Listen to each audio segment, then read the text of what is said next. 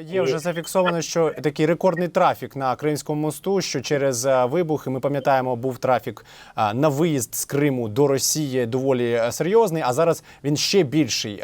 Покидають, я так розумію, ті, хто приїхали в Крим 8 років тому, покидають тепер територію Криму. Вони не покидають, вони тікають. Для росіян природне таке поняття, як трусость і паніка. Я взагалі завжди аналогію приводжу, що Абхазія 30 років практично під ними, але нема Абхазії, тому що там нема безпеки. І Крим для них ніколи не був таким безпековим регіоном. Я ще раз кажу, це створювати постійно таку картинку. А сьогодні, останнім часом ми бачимо виступи Аксьонова, де він точно на зміні, як кажуть, і він знає.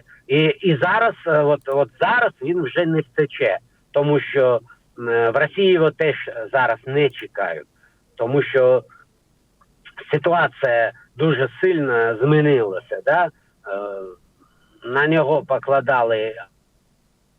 Я думаю, що він думав, що він такий пахан регіону, а зараз і хоче, може, а вже не може виїхати з Криму, тому що ситуація змінилася і йому за все відповідати. І його цим шістеркам, да, які там думали, що це назавжди Крим.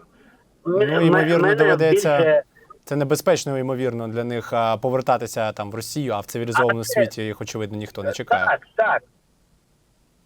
Більш того, ще вони там не знайдуть для себе місце для того, щоб якимсь чином дожити свої там годи. Да?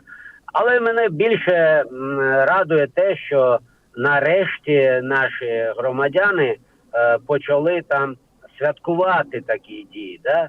Тобто от 8 років тримання і 8 років життя в таких умовах, коли ти не знаєш, що буде з тобою не тільки там завтра, а через декілька хвилин. Така там зробили, да? Створили ці собаки. І от зараз вони знають, що тиск ще більше буде.